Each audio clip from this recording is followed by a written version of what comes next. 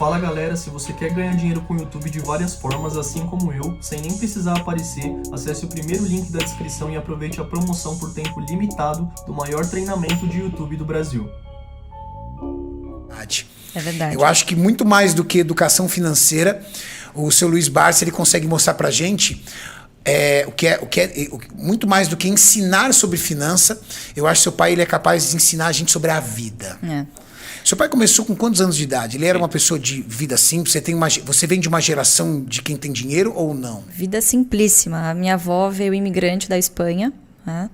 E veio com 12 anos pra cá, conheceu meu avô, teve o meu pai, ele perdeu o pai com 1 ano de idade.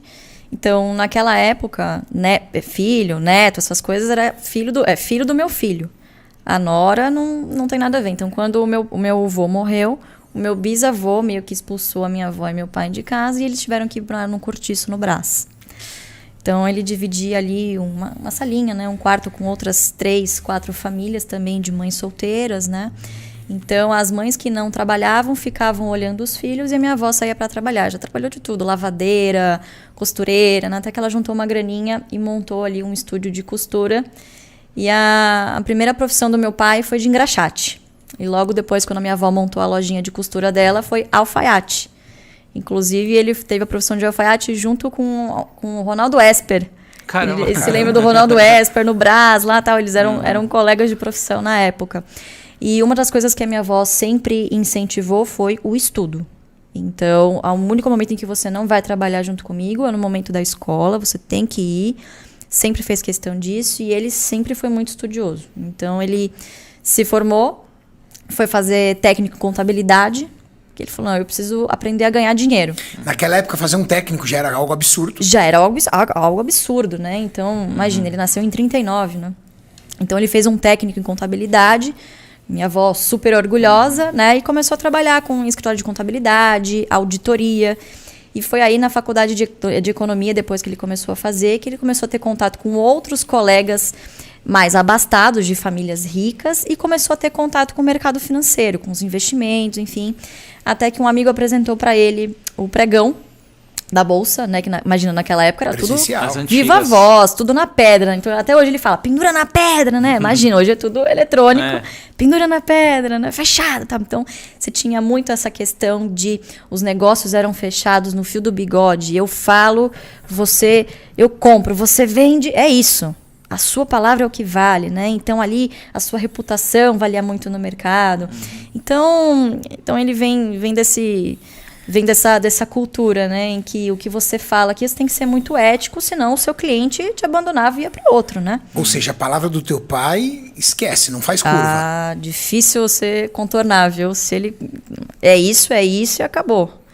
Ele é uma pessoa assim. E como ele começou a investir na bolsa sozinho ali? Exatamente. Então, e aí por ele ter esse know-how em contabilidade é a linguagem dos negócios, né? Bolsa nada mais é do que empresas, são ativos reais.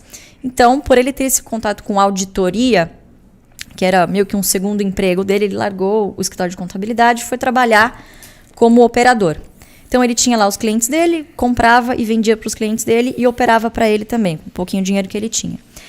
E uma dessas visitas que ele fez como auditor, ele começou a perceber, puxa, o Estado, né, os controladores das empresas que eu audito, sobrevivem de dividendos. Por que eu não posso fazer o mesmo, né? Porque ele via ali os colegas ao lado dele. O mercado financeiro, imagina, desde aquela época, é uma coisa sedutora. Você tem a possibilidade de ganhar muito dinheiro. Então, naquela época, as informações estavam aí, estava no pitch. Quem estava ali na bolsa era quem tinha muito dinheiro, tinha as informações. Então, você imagina, é um negócio muito tentador, ainda mais para ele que veio de baixo, que sempre teve essa gana de querer vencer, de nunca mais querer voltar a ser pobre. Foi por isso que ele foi trabalhar na bolsa, isso que ele disse, nunca mais quero voltar a ser pobre, né? Quero dar um futuro digno para minha família.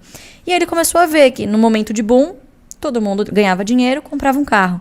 No dia seguinte, a bolsa caía, o pessoal não tinha dinheiro para comprar a gasolina, para abastecer o carro. Ele falou, não é isso que eu quero para minha vida, eu preciso descobrir um jeito de me dar bem aqui, de trabalhar, enfim, mas para eu garantir o meu futuro. Ele não teve nenhum mentor, ele foi descobrindo... Não. Intuitivamente. Não, intuitivamente com o trabalho dele de auditor. Né? Então, você imagina, né, naquela década de 60, difícil você ter influências de investidores de fora, que já faziam isso, mas não era um mundo globalizado como a gente tem hoje, né? Então, acho que essa experiência dele como auditor, de ver os controladores que o contratavam ganhando dividendos, quer dizer, ele assinava o balanço e via lá os dividendos que os controladores ganhavam por ação. Pô, desgramado, tá ganhando dinheiro pra caramba. Pô, por que ao invés de eu abrir uma empresa, eu já faço isso, eu já compro participações societárias na bolsa. Eu vou me tornar ali um pequeno sócio, quanto mais ações de poucas empresas eu comprar, mais dividendo eu ganho. E é isso que ele fez. E aí ele falou, bom, eu vou colocar isso na prática, vou colocar no papel, eu preciso provar, né, que eu não estou ficando maluco. Isso aqui deve funcionar. Então ele começou a fazer para ele, para alguns clientes que acreditaram nele. E aí ele fez um estudo com uma das empresas que ele auditava, que era a CESP. A de energia? De energia, exatamente. Capital aberto até hoje. Né? E ele foi mostrar para o RI. Ele falou, fantástico, incrível, não sei o quê. Por que você não publica isso?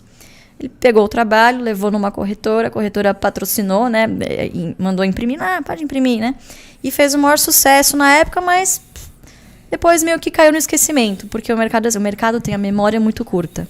É igual fofoca. Hoje tem uma coisa que está na moda. Amanhã, essa ação não está mais na moda. Ninguém mais está falando disso. Então, é um mercado sedutor, mas se você faz diferente da manada, com disciplina, com paciência, você chega muito longe. Não é rápido. É fácil, é simples, na verdade, mas não é fácil. Porque você tem uma luta, inclusive, fisiológica. Você está ali, no meio de um monte de gente que aparentemente está ganhando muito dinheiro, e você está lá, comprando as mesmas ações, ganhando... Ou seja, literalmente você tem que fugir da sedução. Exatamente. Da sedução do lucro rápido, do resultado rápido. Exatamente. O seu pai, ele já te contou, ele se recorda qual foi a primeira ali ação que ele comprou? Qual foi a primeira empresa que ele acreditou? Ele não lembra. Mas o primeiro case dele de sucesso, de ter muitas ações, ele tinha uma meta de ter 100 mil CESP. E ele comprou 100 mil CESP, porque na época pagava centavos, né? Custava centavos e pagava, por exemplo, custava R$1 e pagava 50 centavos de dividendo por ano. Então ele fez a conta, se eu comprar aqui um monte de ação, eu vou ganhar 50 centavos por ano, e em 2 anos eu já praticamente paguei todo o meu investimento e o resto é só dividendo. Então ele foi fazendo isso, e aí foi aumentando o leque de ações dele, foi de pouquinho em pouquinho, conquistando outros clientes também de longo prazo. E foi isso. O resto é história, né? O tempo fez o seu papel. Fez história. A matemática, que eu gosto de falar.